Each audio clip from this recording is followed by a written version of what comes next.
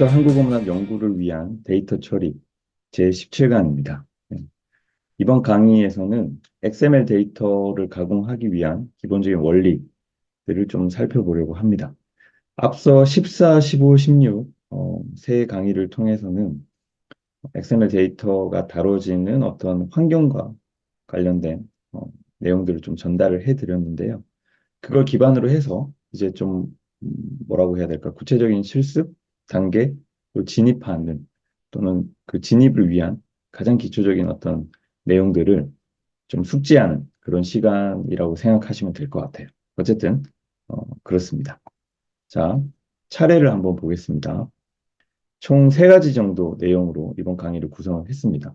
첫 번째, XML 데이터의 체계와 문법. 이건 말 그대로 XML 데이터를 만들기 위해서 꼭 이해하고 있어야 되는 기본적인 좀 숙지 사항들이 있겠죠, 그죠? 네, 그것들을 좀 어, 같이 이야기를 한번 해볼까 하고요. 그리고 두 번째는 사실 XML 데이터를 만들 때 가장 중요한 게 뭐냐면 결국은 스키마 디자인입니다. XML 스키마를 어떤 식으로 디자인을 할 것인가가 정말 중요한데 그것과 관련된 좀 상식적으로 알아두면 좋을 만한 그런 지점들을 좀 정리를 해서 전달을 해드릴까 합니다. 그리고 마지막으로는 실제 뭔가를 해봐야겠죠, 그죠? 계속 뭔가 이론적인 것만 듣기만 하고 아무것도 안 하면은 사실 남는 게 없습니다. 그래서 실제 조금이라도 뭔가를 해봐야 하는데 지금 이 강의가 온라인 강의이기 때문에 제가 직접적으로 여러분들 실습하시는 거를 봐드릴 수는 없고요. 그래서 간략한 좀 미션 같은 거를 정해놓고 거기에 맞춰서 XML 데이터를 간단하게 이런 식으로 뭐 작성을 해볼 수 있고 그리고 시사점이 이런 게 있다라는 걸 좀 간략하게 좀 보여드리는 그 정도 수준에서 좀 실습과 관련된 내용을 어, 전달을 해드릴까 합니다. 자, 어쨌든 이 세 가지를 이번 강의를 통해서 다뤄보도록 하겠습니다. 그러면은 첫 번째 챕터 XML 데이터의 체계와 문법에 관한 내용을 들어가 보도록 하겠습니다. 자, 자, XML 데이터는 결국은 XML로 기술된 문서의 개념으로 보시면 됩니다. 네. 그렇게 따지면 결국은 XML 데이터라는 게 기본적으로는 XML 문서의 일종이구나. 뭐 이런 시각으로 접근을 하시면 돼요. 네. 그렇게 보면은 어, 문서, 우리가 보통 도큐먼트라고 하는 거, 그 문서가 가진 일반적인 어떤 구성 요소가 있겠죠, 그죠? 그 요소가 그대로 XML 데이터에도 반영이 되겠는데? 라고 상식적으로 생각해 볼 수 있겠죠, 그죠? 네, 맞습니다. 그래서 지금 화면을 통해서 보시는 것처럼, 자, 일반적인 문서가 가지는 어떤 요소가 있다고 한다면 그게 뭐냐면, 기본적으로 뭔가 글로 쓰여진 거기 때문에, 뭐 글로 쓰여진 어떤 기록이라든지 그 기록에 담겨 있는 어떤 내용이 있겠죠, 그죠? 네. 그리고 그게 뭐 떤 문서냐, 그러니까 어떤 목적과 맥락을 갖는 문서냐에 따라 조금씩 다를 수 있겠지만, 뭐 대부분의 문서가 어, 어떤 구조나 형식을 가지고 있습니다. 네.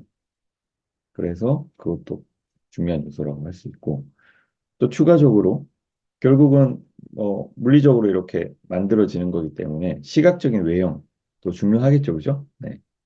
그거를 단순히 뭐 예쁘게 표현하는 거, 뭐 이 정도로만 말하기에는 좀 어려울 수도 있는데, 왜냐하면은 그 시각적 양식도 어떻게 보면 기능적인 측면에서 우리가 바라볼 여지가 충분히 있기 때문에 어쨌든 그런 표현과 양태의 차원에서 또 살펴볼 수 있는 요소들도 있을 거고.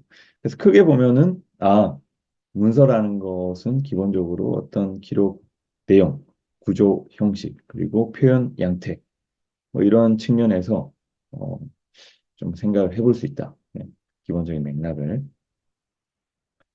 그렇게 봤을 때 XML 데이터도 그 기준, 그 시각, 그 관점에 입각해서 생각해 보면 뭐 이렇게 되는 것 같아요. 네. 결국은 XML 데이터에서 구조와 형식이라는 것은 15강에서 뭐 설명을 해드렸었지만 XML 스키마와 관련 스키마에 관한 이해 그리고 그것과 관련된 어, 기술들이 DTD와 XSD였죠. 네. 그리고 표현과 양태는 스타일쉽에 관한 이해가 적용되는 거고 그것과 관련된 기술이 XSL이었습니다. 네. 그러니까 이런 식으로 연결이 되는 거죠. 그래서 XML 데이터도 XML 도큐먼트가 가지고 있는 스키마나 스타일십에 대한 고려가 문제가 된다고 생각하시면 되고 결국은 어떤 문서가 가질 수 있는 구조 형식 그리고 표현 양태를 종합적으로 뭔가 고려했다라는 표현이 조금 애매할 수도 있는데 어쨌든 그런 게 암묵적으로 반영되어 있는 어떠한 기록과 내용 그걸 다루는 게 실질적으로 XML 데이터를 이해하는 가장 기본적인 뭐 책의 줄기라고 보시면 될 것 같아요. 네. 그래서 구조와 형식을 데이터에 어떻게 반영할 것인가, 그리고 데이터가 만들어지고 데이터가 구성되는 어떤 표현이라든지 양태를 애초에 그 데이터에 암묵적으로 어떻게 반영할 것인가, 이런 고민이 중요하다라는 말씀을 드립니다. 자, 지금 화면을 통해서 보시는 게 XML 데이터의 기본적인 체계입니다. 네.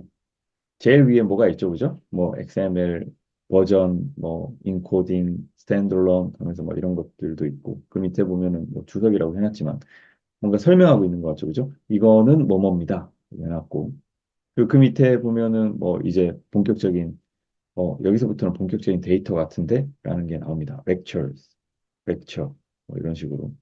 그래서 지금 화면을 통해서 보시는 예시는 지금 제가 하고 있는 이 강의를 예시로 든 겁니다. 네.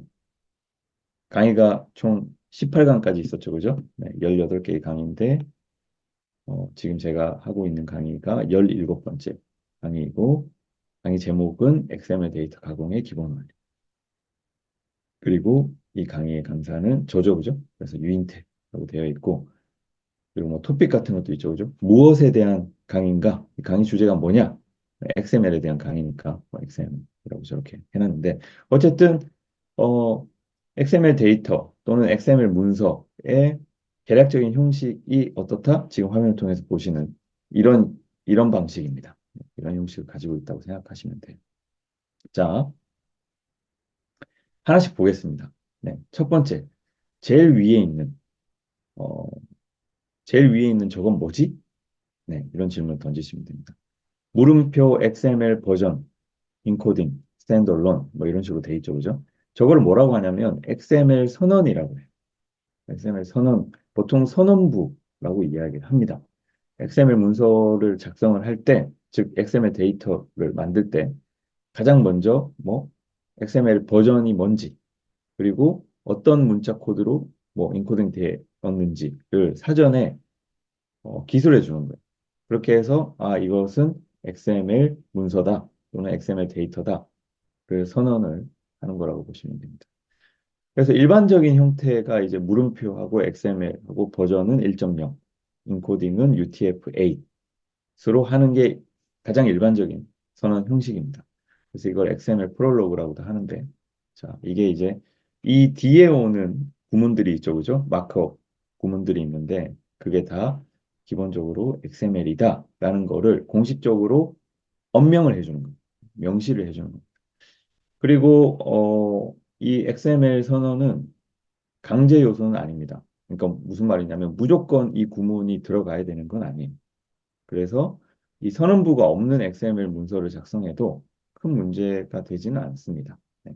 다만 W3C에서 이 선언부, 그러니까 XML 문서를 작성할 때 이 선언부로 같이 기술해 주는 것을 권장하고 있습니다. 자, 세부적인 내용을 하나씩 볼게요. 자, 버전이라고 되어 있죠, 그죠? 버전을 선언해 주는 건데, 그러면 XML도 버전이 여러 개가 있나?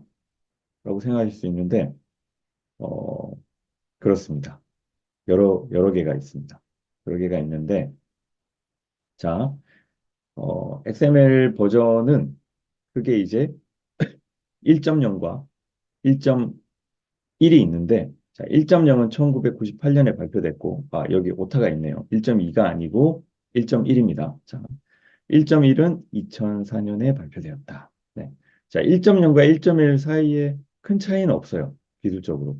이 버전 차이가 크게 차이는 없는데 다만 XML 1.0하고 비교할 때 1.1이 가지는 특징이 뭐냐면 더 확장된 유니코드, 그러니까 문자 코드죠, 그죠? 네, 유니코드를 사용할 수 있게 된 것이 좀 특징이라고 할 수 있는데, 근데 이게 더 좋을 줄 알았는데 실제 XML 문서를 작성하거나 XML 데이터 기술을 할 때 번거로운 점이 많아졌어요.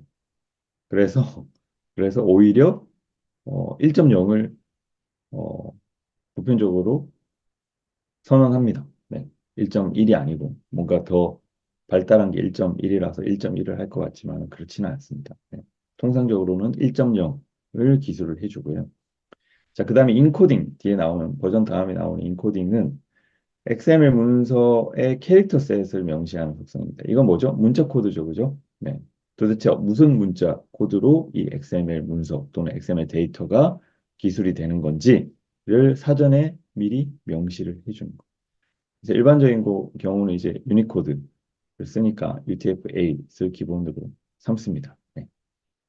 그리고 이 인코딩은 이 XML 선언을 할 때 꼭 안 써줘도 상관없어요. 그래서 옵셔널한 부분이다. 네, 선택적으로 내가 뭐 굳이 문자 코드 난 뭐 이런 거다라고 기술하고 싶지 않으면 안 써줘도 상관이 없습니다. 그리고 마지막으로 3번 스탠드얼론이라고 되어 있는데 보통 독립성이라고 이야기를 합니다. 이 속성은 작성된 XML 문서가 독립적으로, 즉 단독적으로 그냥 사용되는 데이터인지 그게 아니고 DTD나 XSD, 스키마와 관련된 문서죠, 그죠? 그래서 이게 외부에 스키마가 따로 이렇게 기술이 되어 있고 그 외부에 기술된 스키마를 어, 바탕으로 즉 의존하는 거죠. 일종의 독립적인 게 아니고 마크업 선언에 의존해서 작성된 XML 문서, 즉 XML 데이터가 바로 이 데이터다라는 것을 나타낼 건지에 대해서 선언을 해주는 그죠? 그래서 yes or no 둘 중에 선택을 할 수 있습니다. 네. 독립적이냐 아니냐, 네. yes와 no를 선택해서 선언을 해줄 수 있습니다. 그래서 일반적인 경우는 당연히 막 되게 간단한 어떤 XML 데이터 작성을 할 때는 막 복잡한 스키마가 전제가 되지 않기 때문에 DTD나 XSD를 굳이 작성하지 않는 경우도 있습니다. 근데 뭐 좀 복잡한 인문학 데이터 같은 거를 XML로 만든다고 하면은 당연히 스키마가 먼저 디자인이 되고 거기에 맞춰서 DTD나 XSD가 기술이 돼야 되기 때문에 기본적으로 독립적이지 않은 경우가 많겠죠, 그죠? 네. 어쨌든 이 속성도 뭐 굳이 내가 선언하고 싶지 않다. 그러면 생략할 수 있습니다. 네. 참고하시면 될 것 같아요. 자, 그다음 넘어가겠습니다. 자, XML, 자, 지금 이 전자문서가 XML 문서다라는 거를 선언하는 선언부의 기술이 끝나고 나면 그 다음부터는 이제 실질적으로 데이터를 기술할 수 있습니다. 근데 이제 참고로 주석이라는 게 있어요. 주석이라는 게 뭐냐면 지금 보시는 화면을 통해서 보시는 것처럼 저렇게 표현을 해주는 겁니다. 자, 이 주석이라는 건 뭐냐면 말 그대로 실제 데이터에 포함은 안 되는데 뭔가 예를 들어서 내가 어떤 데이터를 기술하기 위해서 어떤 뭐 뭔가 어떤 규칙이라든지 뭐 어떤 항목이라든지 이런 걸 설정해 놓고 뭔가 이렇게 쭉 입력을 해 나갈 수 있죠, 그죠? 그럼 그 부분에 대해서 이게 뭐다라는 거를 친절하게 뭔가 좀 설명을 해 놓으면 그 XML 데이터를 보는 사람 입장에서는 되게 편의가 있겠죠, 그죠? 네. 왜냐면은 나는 그 데이터를 만든 사람은 아니지만 만든 사람 입장에서 나중에 이거를 보는 사람을 위해서 이거는 뭐뭐입니다. 라고 설명해 놓으면 좋은 거니까. 그래서 그럴 때 쓸 수 있는 게 뭐냐면 바로 이 주석입니다. 그래서 주석은 기본적으로 저 문법대로 쓰시면 돼요. 어떻게? 느낌표 하고 이렇게 가운데 선 짧은 선 두 개 하고 실제 내가 남기고 싶은 주석 내용을 쓰고 그다음 뒤에는 다시 선 두 개에 이렇게 닫는 태그 기호를 쓰시면 돼요. 네. 이거는 그냥 참고사항으로 알아두시면 될 것 같습니다. 이게 사실상 협업을 할 때는 굉장히 중요합니다. 무슨 말이냐면 XML 데이터를 나 혼자 다룰 때는 어차피 내가 그 데이터 내용이나 형식에 대해서 알고 있으니까 내가 나를 위해서 뭔가 주석을 달 필요는 없는 거죠. 근데 협업을 하게 되면 공동 작업이에요. 공동으로 사람들하고 같이 어떤 XML 데이터를 만들 때는 내가 관여하거나 내가 만들고 있는 부분이 아니라 다른 분들이 뭔가 하고 있는 부분은 내가 잘 모르고 그 반대도 마찬가지죠. 그러니까 서로를 위해서 관련된 항목들에 대해서 친절하게 주석을 남겨주면은 참고하기 더없이 좋습니다. 네. 어쨌든 그 정도로 XML 주석이 있고 활용할 수 있다라는 거 알아두시고요. 자, 그 다음에 이제 실질적으로 XML 데이터에 해당하는 부분입니다. XML 데이터. 자, 첫 번째, 요소라는 게 있어요. 요소. 보통 우리가 엘리멘트라고 이야기를 하는데, 자, 이 XML 엘리먼트는 XML 문서 내에서 데이터를 표현하기 위한 태그 점, 그리고 실제 그 데이터 내용을 이야기합니다. 그래서 지금 저 예시에 보시면 뭐냐면 lectures, 그래서 태그로 이렇게, 그죠? lectures 돼 있고, 그 밑에 보면 그냥 lecture, 로 태그가 이렇게 돼 있고, 그죠? 시작 태그하고 종료 태그. 그리고 타이틀, 렉처러, 토픽, 뭐 이런 것들 있죠? 이런 게 다 뭐다? 요소라고 합니다. 이런 걸 다 엘리먼트라고 표현을 합니다. 네. 그래서 기본적으로 이 요소는 시작 태그와 종료 태그가 있고요. 여는 태그와 닫는 태그라고도 표현을 하는데, 어쨌든 태그가 있고, 그게 뭘 둘러싸고 있죠? 실제 데이터에 해당하는 어떠한 내용이 있죠, 그죠? 그거를 PC 데이터라고 하는데, 네. 그 부분을 이렇게 감싸고 있죠, 그죠? 앞뒤로. 네. 그래서 이게 다 뭐다? 요소다라고 생각하시면 됩니다. 네. 자, 이 요소와 관련해서 꼭 기억하셔야 되는 게 뭐냐면, 자, 최상위 요소는 반드시 하나여야 한다. 이 최상위 요소라는 게 뭘까요? 지금 이 예시를 보셔도 요소들 사이에 뭐가 있죠? 소위 말하는 위계라는 게 있습니다. 하이어라키라고 우리가 보통 이야기를 하는데, 뭔가 가장 바깥에서 뭔가를 다 포괄하고 있는 요소가 있고, 그 하위에 뭔가 부속된 요소들이 이렇게, 그죠? 있죠? 그래서 어, 이 체계, 전체 체계 하에서 최상위 요소는 뭐다? 반드시 하나여야 한다. 그래서 지금 예시에서는 최상위 요소가 뭐죠?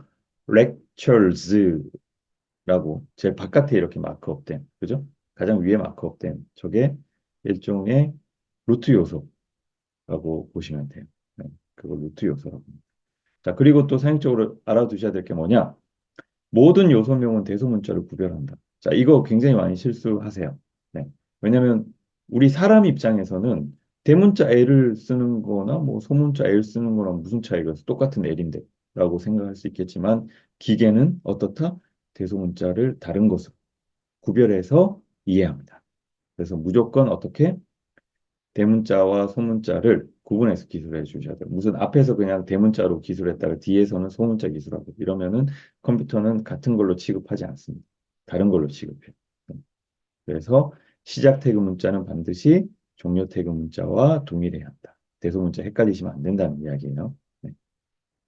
자, 그리고 시작 태그와 종료 태그를 통합해서 표현하는 것도 가능하다. 자, 시작 태그가 있고 종료 태그가 있는데 자, 시작 태그와 종료 태그가 독립적으로 있는 이유는 뭐예요? 바로 그 가운데 있는 요소 내용이 있고, 그거를 이렇게 감싸 안아서 마크업을 해주기 위한 건데, 만약에 마크업 해야 되는 어떤 요소 내용이 실제 없으면은 굳이 여는 태그, 닫는 태그, 시작 태그, 종료 태그를 이렇게 두 개를 둘 필요가 있나?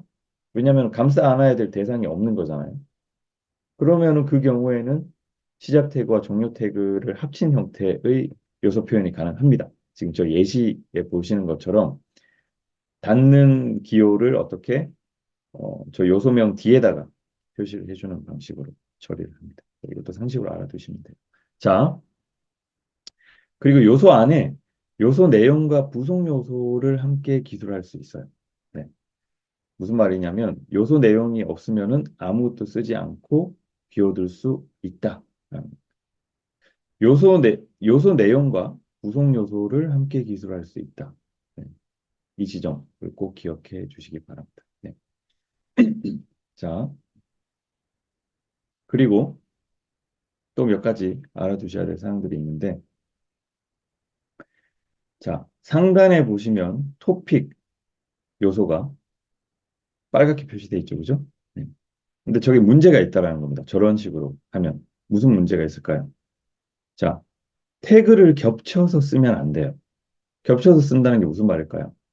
딱 태그가 어, 들어가 있고, 그러니까 바깥에 있고 안에 있는 태그가 이렇게 딱 명확하게 구분이 돼야 되지. 뭔가 어, 그러니까 바깥에 있고 안에 있는 태그가 뭔가 열고 닫는 태그가 이렇게 겹치게 표현되면은 안 된다는. 지금 보시면은 토픽 여는 태그, 그러니까 시작 태그와 토픽 종료 태그 사이에 뭐가 있죠? 렉처러 종료 태그가 끼어 있죠. 네. 그러니까 저런 식으로 쓰는 게 뭐다? 오버랩, 그러니까 겹쳐서 쓴다 라고 표현을 하는 겁니다. 그러니까 저렇게 되면 안 된다라는. 무슨 말인지 이해가 되시죠, 그죠? 태그를 겹쳐서 쓰는 게 왜 안 되냐? 이건 뭐 기술과 관련된 문제인데, 네, 뭐 XML 파서가 그러니까 인지라는 거 요소를 인지하는 어떤 기술인데, 그게 시작과 끝을 제대로 인식할 수 없기 때문에 에러가 발생합니다. 에러 메시지가 떠요. 실제 실행을 하면 저렇게 마크업을 해놓고 이제 실행을 하면 데이터를 자, 요소를 나타낼 때는 이건 가장 기본적인 겁니다. 직접적인 요소 내용을 시작 태그와 종료 태그로 감싸 안는 형태로 기술합니다. 지금 다 저렇게 돼 있죠, 그죠? 네. 타이틀, 시작 태그, 쭉 내용이 나오고 그 다음에 바로 그 뒤에 타이틀, 종료 태그. 렉처로도 마찬가지입니다. 네. 어쨌든 XML 요소와 관련해서 꼭 알아두셔야 되는 내용들이고 그리고 또 이제 중요한 거, 네, 한번 읽어보겠습니다. 자, XML의 가장 큰 장점은 문서 내에서 태그를 자유롭게 정의할 수 있다는 겁니다. 그러나 자유롭게 정의할 수 있다는 것은 그만큼 잘못되거나 무의미하게 정의할 수 있는 여지를 많이 포함한다는 무슨 말이냐? 예를 들면 자신이, 그러니까 내가 만든 문서라고 해서 강의를 표현할 때 그냥 소문자 L, 나는 아는데 저 L이 뭘 의미하는지 렉처에서 줄여서 그냥 L 하나를 가져와서 표현한 건데 또는 제목을 타이틀에서 길게 쓰기 싫으니까 타이틀이라고 하지 않고 그냥 T 한 글자 가져와서 쓰는 거죠. 그런 식으로 표현하면 자, 다른 사람이 내가 만든 데이터를 나중에 보겠죠. 볼 때 이게 뭐지? 라고 할 수 있다는. 네. 자, 이게 결국 전제가 되는 게 뭐냐면 데이터라는 것은 뭐다? 나 혼자 뭔가 뚝딱 만들어서 혼자 뚝딱 쓰고 혼자 뭐 뚝딱 치워버리고 이럴 게 아니고 내가 만드는 데이터도 결국은 기본적으로 뭐가 공유가 전제된다는 누군가 볼 수 있다는 거, 누군가 활용할 수 있다는 거. 그거를 늘 생각해야 된다는. 자, 그러므로 되도록 요소명은 뭐다? 데이터의 의미성을 부여해서 결정하는 것이 좋다라는 겁니다. 이러한 이유로 XML 문서를 공유하려면 뭐가 필요하다? 표준화가 필요하고 표준적인 게 왜 필요하죠? 나 혼자 뭐 할 거면 표준이 왜 필요해? 다른 사람들하고 같이 뭔가 해야 되니까 같이 뭔가 하려면 뭐가 규약이 있어야 되죠? 그리고 그 규약은 뭔가 표준적인 형태가 돼야 되고 그걸 이야기하는 거예요. 자, 어쨌든 이 지점을 꼭 기억해 주시기 바랍니다. 그래서 요소명을 설정할 때는 어떻게 해야 된다?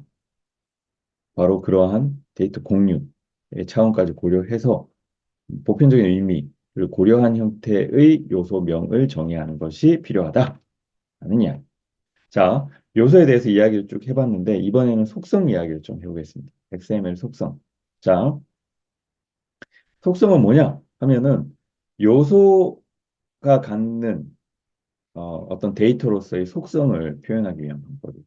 그리고 지금 예시를 보시면은 lectures라고 해서 salt라는 어떤 속성을 부여한 겁니다. 저거를 속성명이라고 하는데 salt가 뭐냐? 분류죠, 그죠? 도대체 이 지금 진행되고 있는 이 강의들의 어떤 분류는 뭐냐? 디지털 휴머니티즈, 즉 디지털 인문학 분류에 해당하는 강의들이다라는 걸 저런 식으로 표현할 수 있다는. 그 밑에 렉처도 마찬가지입니다. 그 많은 강의들 중에서 17번째 강의죠. 그죠? 네, 이번 강의가. 그래서 아이디를 어떻게 부여했다? 아이디라는 속성을 만들고 거기에 해당하는 속성 값을 L17 뭐 이런 형태로 그냥 부여를 한 거예요. 일종의 암호처럼 네, 부여를 한 거고 식별자죠. 그죠? 그리고 타입이라는 속성을 만들었습니다. 네. 타입이라는 속성을 만들었는데 이건 뭐냐면 강의 유형이 뭐냐 이거예요. 이론 강의냐, 뭐 실습 강의냐, 뭐 이런 형태로 유형을 구분할 수 있겠죠, 강의를. 그래서 지금 이 강의 같은 경우는 기본적으로 이론 강의에 가깝기 때문에 theory라는 속성 값을 안배를 한 겁니다. 저 밑에 보면은 이제 렉처러에도 LAN이라는 속성을 부여를 해놨는데 이게 뭘까요? 랭귀지. 네. 그래서 강의하는 사람에 대한 정보를 무슨 언어로 표현할 거냐? KOR, 한국어로 표현합니다. 그래서 유인태라고 되어 있는 거에 대한 일종의 성격을 저런 식으로 언어적인 성격이죠, 그죠? 그런 식으로 또 속성을 부여할 수 있습니다. 이제 속성이 뭔지 아시겠죠, 그죠? 요소하고 다르죠, 그죠? 요소에 부속되는 요소가 가지는 어떤 정보에 부속되는 정보라고 보시면 돼요. 자, XML 문서에서는 한 요소에 대해 부가적으로 여러 속성을 표현할 수 있습니다. 저 위에 렉처가 그렇죠, 그죠? ID라는 속성, 타입이라는 속성, 또 여타 속성들이 있으면 그 뒤에 계속 붙여 나갈 수 있다. 자, 속성은 시작 태그에다가 저렇게 부여를 하는 거예요. 종료 태그는 쓰지 않습니다. 속성을 부여하고 싶으면은 요소의 시작 태그에다가 부기를 해야 된다. 자, 속성은 속성명과 속성값으로 이루어진다라는 거 좀 전에 이제 예시를 통해서 말씀을 드렸고요. 그리고 단일 요소 내에 여러 속성을 표현하려면은 쉼표를 쓰는 게 아니에요, 여러분. 저기 위에 예시가 되어 있죠. 렉처 예시를 보시면 됩니다. IDL17 다음에 쉼표 없죠, 그죠? 네, 쉼표가 아니고 스페이스, 공백으로 구분을 하는 거예요. 스페이스를 한번 해주시고 그 다음에 그 다음 속성인 타입은 theory다. 뭐 또 그 뒤에 또 속성 넣으려면 또 스페이스로 한번 잠깐 띄워주시고 또 뭐 추가적으로 기술에 나가는 방식을 취하면 되겠죠, 그죠? 네, 그렇습니다. 자, 그리고 속성과 관련해서 좀 더 말씀을 드리자면은 속성은 값이 있어야 돼요. 무슨 말이냐면 당연히 어떤 속성을 부기한다라는 거는 거기에 해당하는 어떤 정보값이 있으니까 속성을 안배하는 건데 근데 빈 문자열을 포함할 수도 있습니다. 무슨 말이냐면 꼭 값이 부기되어 있지 않아도 뭐 문제는 없다. 네, 속성 값이 없어도 됩니다. 네. 자, 속성 값은 큰 따옴표나 작은 따옴표를 사용해야 합니다.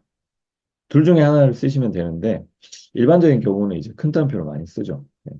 그래서 두 개 중에 하나를 선택해 쓰시되 겹쳐서 쓰시면 안 돼요. 무슨 말이냐면 큰 따옴표 쓰다가 갑자기 작은 따옴표 쓰고 이러시면 안 된다. 네. 그냥 큰 따옴표를 쓰시면 됩니다. 저 예시를 통해서 확인하실 수 있는 것처럼. 자, 속성의 명칭도 당연히 대소문자 구별해야 됩니다. 요소하고 큰 차이가 없죠, 그죠? 요소도 그랬죠. 그리고 속성은 무조건 문자로 시작해야 돼요. 시작을 문자로 해야 된다. 숫자로 시작을 하면 안 된다. 꼭 기억하십시오.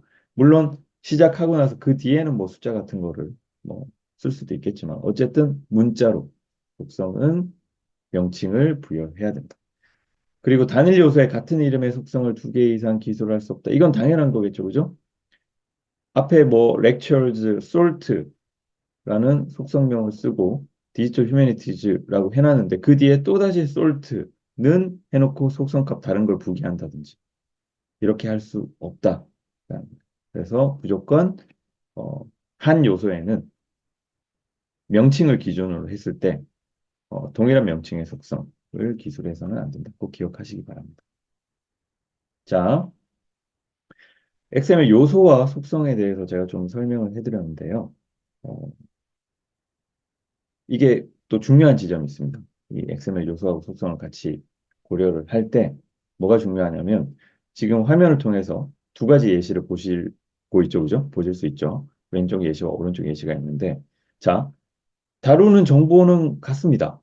이 강의에 대한 가장 간단한 사항들을 XML 데이터로 기술을 한 건데 뭔가 형태가 다르죠, 그죠? 왼쪽 거랑 오른쪽 거의 형태. 무슨 차이가 있죠? 왼쪽 거는 보면은 대부분 뭐예요? 개별 요소 단위로 정보를 분절해서 저렇게 정리를 해놨는데 오른쪽은 어떻죠? 요소는 하나밖에 없습니다. 뭐? lecture라는 요소는 하나밖에 없고 그 하위에 다 속성으로 정보들을 부여를 해놨어요. 자, 이게 뭘 의미할까요? 뭘 의미하냐면 어떤 정보를 XML 데이터로 기술할 때 그걸 어떤 방식으로 기술할지에 대한 정답이 없다라는 거.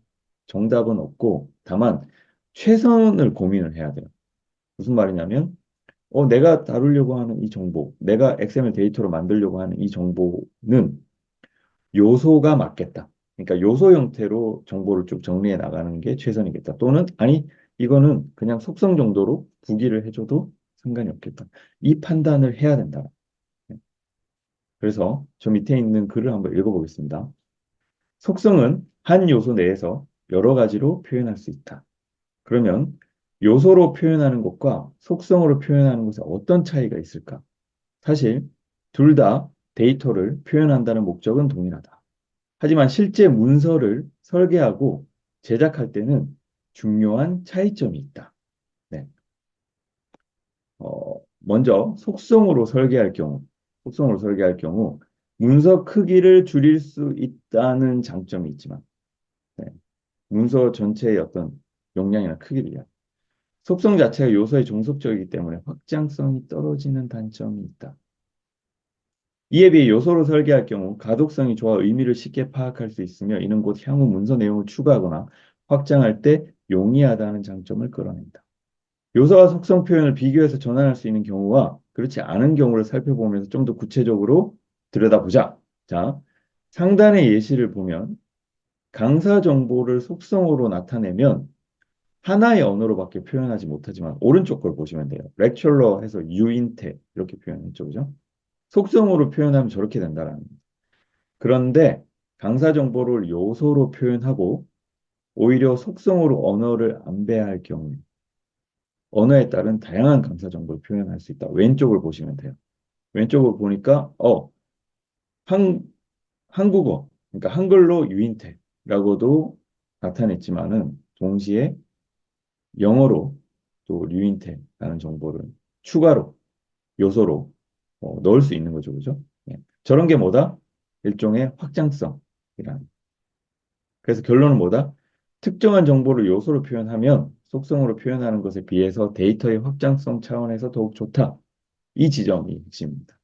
이 지점이 늘 XML 데이터를 만들 때 또는 다룰 때 네, 고민하게 되는 겁니다. 뭐 편의적인 생각을 하면 뭐 속성으로 표현할 수 있는 건 그냥 속성으로 기술하지 뭐 라고 할 수 있는데 확장성을 생각하면은 늘 디폴트 그러니까 기본적으로 생각해야 되는 게 뭐냐면 일단 이거를 요소로 묶어주는 그러니까 요소 형태로 이렇게 입력 기술하는 거를 늘 뭔가 전제로 삼고 생각을 해야 된다. 그러다가 이거는 굳이 요소화하지 않고 속성으로 나타내도 좋겠다 싶으면 그거는 이제 거기 해당되는 것만 속성으로 요소에다 부기하는 방식의 어떤 작업에 대한 고민이라고 할 수 있을 것 같습니다. 어쨌든 그래서 이거는 중요하니까 실제 실습을 하면서 확인을 하실 수 있습니다. 자기 데이터를 다뤄보면은 제가 지금 이야기하고 있는 이 요소와 속성 사이에서 데이터를 기술하는 것에 어떤 균형을 찾는다라는 개념이 뭔지를 아시게 될 거예요. 네, 그렇습니다. 자, 어, 넘어가겠습니다. 자, 요소하고 속성에 대해서 좀 말씀을 드렸고, 자, 사실상 속성과 요소만 제대로 이해하면 거의 뭐 80%는 다 이해하신 거라고 보시면 돼요. 네. 결국은 속성과 요소를 어떻게 안배할 거냐, 데이터를 기술할 때. 그게 사실 XML 데이터를 만들 때 가장 큰 어려움이거든요. 네, 그렇습니다. 자, 개체 참조라는 게 있습니다. 이제부터는 좀 참고하실 만한 내용들이니까 완전 막 메인에 있는 중요한 정보는 아니지만 그래도 알고 계시면 좋은 정보니까 그 정도 선에서 들으시면 될 것 같아요. 자, 저 엔터티 레퍼런스라고 하는 걸 이제 개체 참조라고 하는데 저게 뭐냐면 자, XML 문서 내에서는 특수 기호를 쓸 때 주의가 필요합니다. 왜 그럴까요? 왜 그러냐면 XML 문법에서 활용하는 기호가 있죠? 대표적인 게 뭐예요? 지금 화면을 통해서 보시는 것처럼 시작 태그, 종료 태그, 저 기호죠, 그죠? 그러니까 저것 자체가 일종의 문법적인 기호인데 저거를 문법이 아니고 어떤 데이터의 내용 맥락에서도 저걸 가져다 쓸 수가 있겠죠. 그죠? 근데 그렇게 되면은 기계 입장에서는 혼란이 일어나죠. 왜? 저거는 저 지금 제가 예시로 들어 놓은 거로 치면 저 과목이라는 게 어떻게 보면 새로운 어떤 요소가 아닌가? 하나의 엘리먼트가 아닌가? 이렇게 기계 입장에서는 판단을 할 수 있는 거죠. 그죠? 그러면은 우리 사람 입장에서 기계한테 무슨 이야기를 해줘야 되죠? 아니야. 저 과목이라고 되어 있는 저 부분은 XML 요소가 아니고 그냥 저 XML 데이터 가공의 기본 원리에 같이 이렇게 붙어 있는 어떤 데이터 내용으로서의 어떤 과목을 말하는 거야. 라는 걸 기계한테 알려줘야 되는데 그러려면은 뭐를 쓸 수 있다? 개체 참조를 쓸 수도 있고 또는 저런 방식으로 뭔가 쭉 알려줘야 되는 내용이 많을 경우에는 C 데이터라는 게 있습니다. 네, 저런 거를 사용해야 돼요. 자, 실제 어떻게 반영되느냐? 개체 참조 같은 경우는 이런 식으로 어, 특수 일종의 규약을 써서 네, 표현을 해주는 거예요. 네. 저렇게 하면은 형태적으로는 저 태그 모양을 그대로 가져가면서 기계한테는 아 저거는 요소가 아니야 라는 걸 같이 이제 알려주는 거죠. 네. 그래서 실제 이거를 뭐 얼만큼 많이 쓰실지는 모르겠는데 어쨌든 이 개체 참조와 관련된 여러 가지 그게 있습니다. 네. 그 목록이 있어요. 특수기호를 표현할 수 있는 개체참조 목록이 있는데 그거는 이제 웹에서 검색하면 나오니까 궁금하신 분들은 찾아보시면 됩니다. 찾아보시면 돼요. 어쨌든 지금 저 시작 태그, 종료 태그 같은 경우는 어, 지금 보시는 것처럼 저런 형태의 특수기호를 써서 표현을 할 수 있다는 겁니다. 네, 이런 게 있다. 그리고 C 데이터 라고 하는 거가 있는데 이건 뭐냐면 이것도 뭐 막 되게 중요한 건 아닌데 지금 보시는 것처럼 왼쪽에 보시면 빨갛게 표현돼 있죠, 그죠? 저런 것들이 특수 기호인데 저거를 이제 그대로 쓸 수는 없고 그래서 저걸 다 묶어서 아 이거는 그냥 데이터의 내용으로서의 어떤 특수 기호를 활용한 거야 라는 거를 기계한테 인식하게끔 하는 겁니다. 네. 그래서 저 일종의 섹션을 저렇게 만들어서 어, 표현을 해주는 거예요. 그러면은 저 안에 들어가 있는 어, 텍스트 내용들은 다 뭐다? 아 그냥 특수 기호도 전부 다 뭐다? 그냥 데이터의 내용이구나 라고 기계가 판단을 한다라는 거예요. 어쨌든 뭐 참고로 알아두시면 될 겁니다. 자 그리고 네임스페이스라는 게 있습니다. 네임스페이스라는 개념은 뭐냐면은 자 제가 읽어볼게요. XML에서 태그를 자유롭게 정의할 수 있다는 점은 장점이 될 수 있지만 중복하는 태그가 생길 수 있는 문제를 낳는다. 중복 태그로 빚어질 수 있는 이름 충돌. 이때 이름 충돌이 뭘까요? 바로 같은 명칭으로 되어 있는 요소 사이의 어떤 충돌을 이야기하는 겁니다. 자, 이것을 해결하기 위해 등장한 개념이보다 바로 네임스페이스다. 네임스페이스는 각 요소명과 속성명을 정확히 인식할 수 있는 개념을 제공한다. 예를 들면 지금 왼쪽 예시를 보세요. 왼쪽에 XML 지금 데이터 기술 예시를 보시면 자, 강의명, lecture에 해당하는 요소죠, 그죠? 저 요소의 어떤 명칭, 강의 명칭을 표현할 때 뭘 썼죠? 빨갛게 표시된 부분, 타이틀이라고 했죠, 그죠? 그래서 이 강의명은 XML 데이터 가공의 기본 원리다. 라는 식으로 데이터를 기술을 해놨는데, 근데 밑에 내려오면 뭐가 있죠? 참고서, 레퍼런스 북. 이 강의의 참고서 정보도 저렇게 기술할 수 있죠, 그죠? 뭐 어떤 참고서를 활용했는지 강의하는 데 있어서. 그때 참고서의 명칭에도 똑같이 타이틀이라고 썼어요. 그 참고서 명칭은 XML 원리와 응용이라는 어떤 책인데, 자, 이런 경우에 무슨 문제가 생길 수 있다? 바로 위에 있는 강의의 명칭, 밑에 있는 참고서의 명칭을 모두 동일한 타이틀이라는 요소를 썼기 때문에 사실 위에 거는 강의 명칭이고 밑에 거는 뭐죠? 참고서 명칭이죠. 실질적으로 다른 건데 의미적으로는. 근데 어쨌든 동일한 요소를 쓴 거예요. 자, 이럴 때 어떻게 해야 되느냐?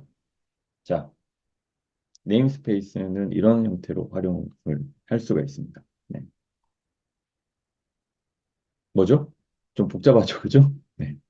그래서 제일 상단에 네임스페이스 정의라는 걸 해줍니다. 지금 이 데이터, 이 XML 데이터에서 내가 활용해야 될 네임스페이스가 있는데 그게 뭐냐면 이런 거야, 이런 거야, 이런 거야 이렇게 하나씩 정의를 해주는 거예요.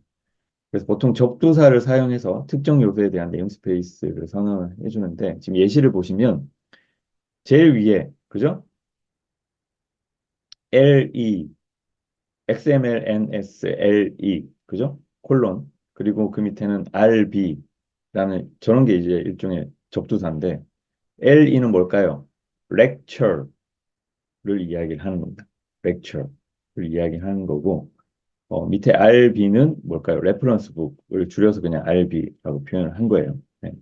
그래서 XML 네임스페이스에서는 요소명이나 속성명 앞에 네임스페이스 접두사 방금 제가 말씀드렸던 LE, RB에 해당하는 거 접두사와 콜론을 붙여서 표현을 하는데 각각의 요소나 속성이 어떤 네임스페이스에 속하는 것인가를 정의해주기 위한 거예요.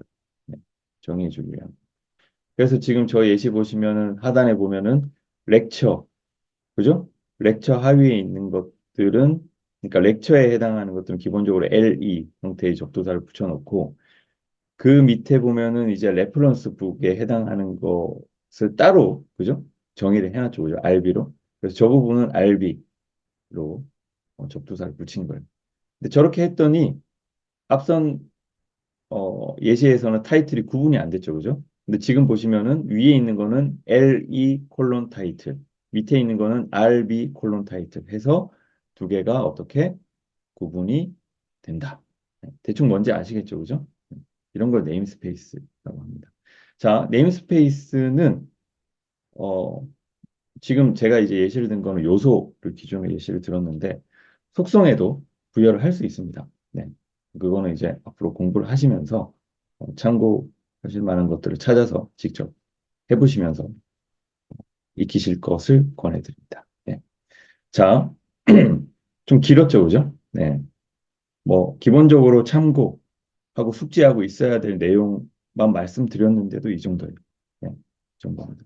그래서 방금 제가 알려드린 거는 하나씩 보시면서 복습을 한번 하시길 권해드립니다. 실제 저 내용을 숙지하는 거는 실제 해봐야 돼요. 엑셀 데이터를 만들면서 한 번 더, 네, 인지를 할 수 있습니다.